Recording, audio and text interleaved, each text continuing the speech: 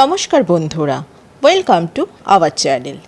আজ আপনাদের সাথে আরও একটি ইম্পর্টেন্ট টপিক নিয়ে আলোচনা করতে চলে এসেছি।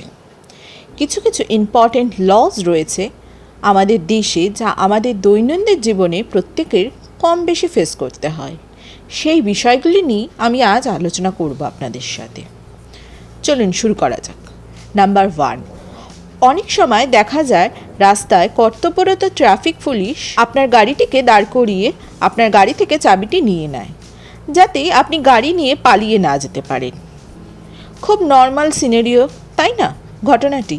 কিন্তু আপনারা কি জানেন, মোটর ভেহিকলস অ্যাক্ট 1932 এই বিষয়টির পারমিশন কিন্তু দেয়নি।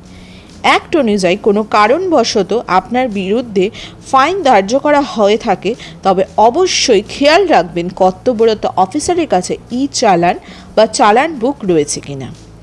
এখানে আমি আরেকটি কথা আপনাদের বলতে চাই, যদি আপনাকে আটকানো হয়ে থাকে সেই ক্ষেত্রে এই স্থান থেকে পালানোর চেষ্টা কিন্তু করবেন না, একদম সেটা উচিতও নয়।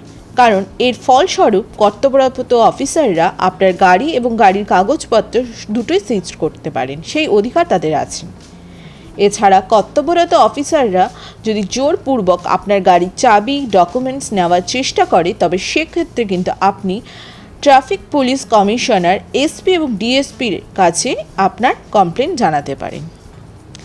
এবার আসছি নেক্সট পয়েন্টে। যে বিষয়টি আলোচনা করব, সেই বিষয়টি সকলে জানা থাকলেও কোথায় কিভাবে অভিযোগ জানানো যায় সেই বিষয়ে কনসেপ্ট আমাদের অনেকেরই ক্লিয়ার থাকে না। জেনারেলি আমরা সকলেই জানি, কোনো জিনিস যখন কোনো দোকান থেকে কিনতে যাই আমরা, সেখানে যে এমআরপি থাকে, সে এমআরপি থেকে আমরা সেটার বেশি পে করতে হয় না। কিন্তু অনেক সময় বেভারেজ আইটেমে অনেক কিছুর জন্য, বিশেষ করে কুলিং চার্জের জন্য 1 টাকা 2 টাকা দোকানদার বাড়িয়ে দেয়। এই বিষয়টি কিন্তু একদমই ইললিগাল। এক্ষেত্রে কোনো দোকানদার যদি এমআরপির ওপর প্রাইস নিতে চায়, আপনি যে জিনিসটি পারচেস করছেন সেই জিনিসটি তার প্যাকেজিং ডিটেলসের ক্ষেত্রে কোনো রকম ডিপ্রাইভ হয়ে থাকেন, অর্থাৎ যা বলা হয়েছে সেটি নেই, সেক্ষেত্রে আপনারা কনজিউমার ফোরামে আপনার কমপ্লেনটি কিন্তু লজ করতে পারবেন।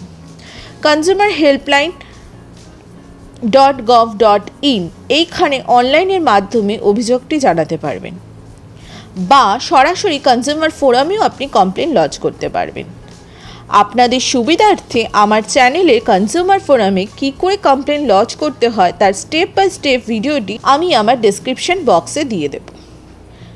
নেক্সট আসছি, কোনো জিনিস ধরুন আপনি কিনতে গেলেন, সেখানে ক্যাশ কাউন্টার থেকে আপনাকে জানানো হলো আপনার ক্যারি ব্যাগ লাগবে কিনা, তার জন্য আপনাকে 5 বা 10 টাকা পে করতে হবে।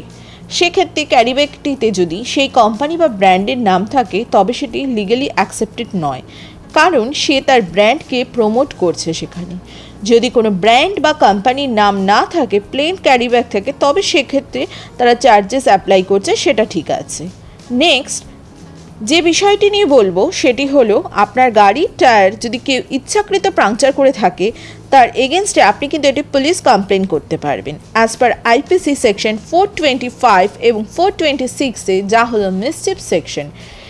এখানে অ্যাকিউজডকে 3 মাস অবধি জেল এবং ফাইন ইম্পোজ করা হতে পারে।